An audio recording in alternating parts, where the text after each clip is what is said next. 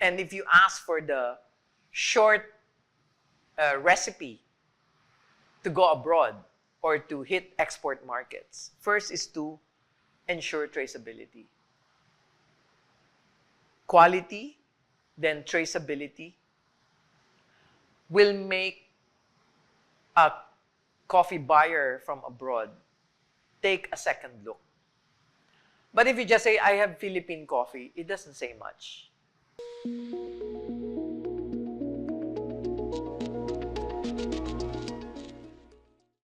The love for coffee started when I was much younger. I got probably the habit from my father, who would have a cup of coffee every morning.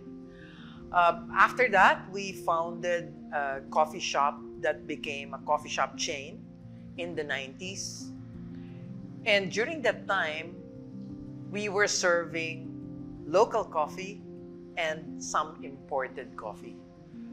But then people would always ask for the local coffee. So I said, why bother bringing in imported coffee?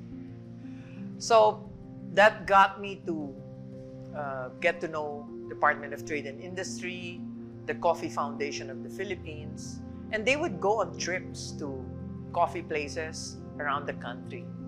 And I told them I volunteer to go with them at my expense just to see what the coffee landscape was like. So back in, I would say 1998 maybe, we would go to Benguet, Bukidnon, and you would see coffee trees that were so tall, they're probably like 20 feet tall. And these exactly are not, coffee trees that were optimally productive. So around that time, we also thought, how can the Philippines be known for coffee? Because our consumption's growing, our production was falling. So there was a growing gap between consumption and production. So production is falling, consumption is going up. And so in 2002, along with friends in the industry from what they call the parts of the coffee value chain, we established the Philippine Coffee Board, Inc. And with the Philippine Coffee Board, Inc., our mission was very simple. Our mission was to promote Philippine coffee because we did not want to be forgotten. We did not want to be forgotten as a source of good coffee. Cavite and Batangas are both very accessible from Metro Manila. But they are also perfect places to grow coffee. So you probably heard of the legends of Batangas coffee, where people thought that every cup of brewed coffee came from Batangas. And then Cavite actually was the bigger producer, where Cavite has upland towns. Cavite has upland towns like Silang, Alfonso, Tagaytay, Maragondon, Magallanes, and Amadeo. And it just so happened we also had a program with Amadeo Cavite probably in 2005. So we said maybe we can help the farmers by adopting their farms, getting city people to pay them 10,000 per hectare, enough to pay their real estate taxes and have some money to do whatever they want. Because of the high interest in coffee, because of increasing coffee prices at farm gate, farmers are now expanding their farms.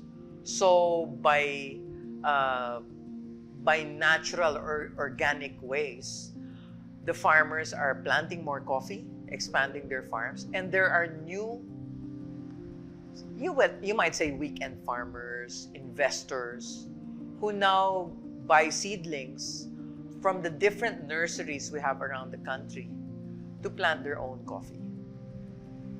So there's an uptick in the planting of coffee.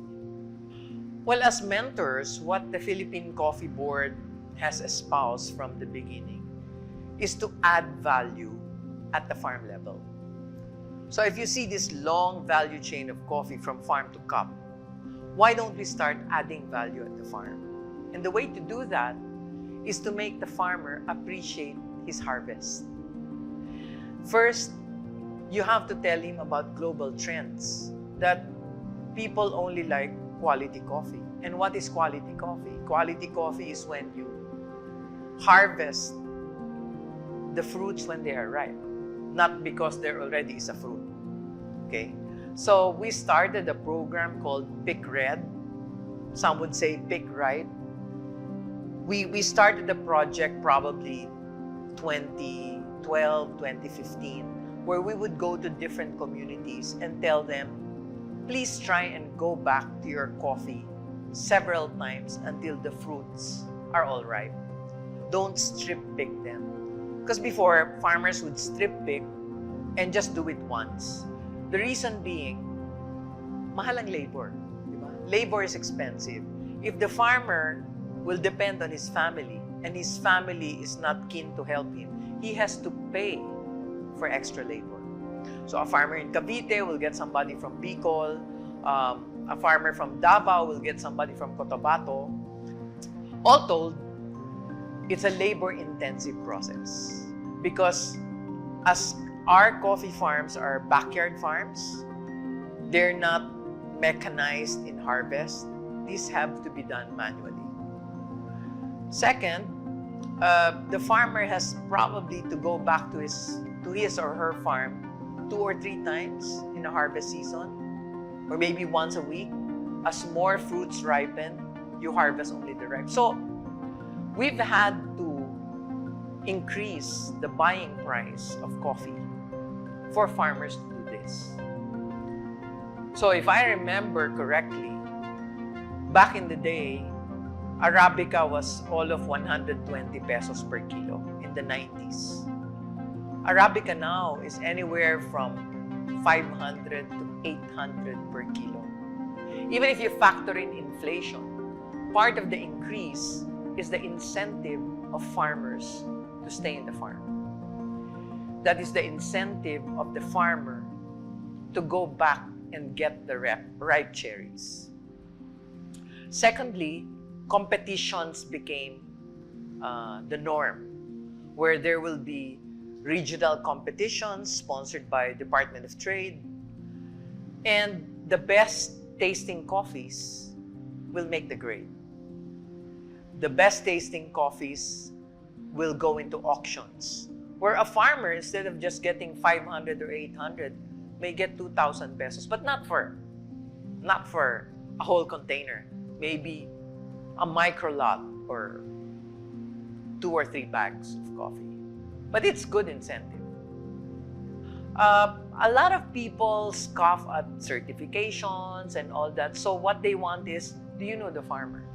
So we've had to let farmers put their names and guarantee that their coffees, they stand by their coffees because they put their name. So we tell them during trainings, don't put your name if you're not proud of your coffee. But that ensures that there's traceability. Ultimately, if the farmer cooperates with coffee buyers, he can get a better price for all the work that goes into the coffee. We actually get to know the farmer and put his name. So when we take his coffee to Malaysia or Singapore, it has the name of the farmer. And this is a global trend where farmers now have names on their produce. And it's sort of like a commitment to, your name's out there, so they're asking for more Eman coffee, but Eman did not. Chances are, Eman will be enthused and will produce more coffee, more quality coffee. So that's what's been happening.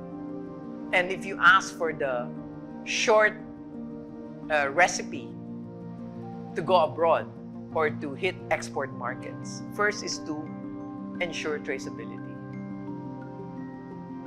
Quality, then traceability will make a coffee buyer from abroad take a second look. But if you just say, I have Philippine coffee, it doesn't say much. You have to say, I have Philippine Arabica that comes from a single estate in Alfonso, Cavite, and the name of the farmer is so and so. So If you say, I have Philippine coffee, and this is the bottom price, that comes from a single estate, one farm. You see how the price has grown? And this is the name of the farm. It's also organic, it's fairly traded, and the farm is sustainable. So you see, the raise of price is not about the coffee bean. It is about the value addition, the traceability, organic practices, sustainable practices, good agricultural practices adds to what would otherwise be just Philippine coffee.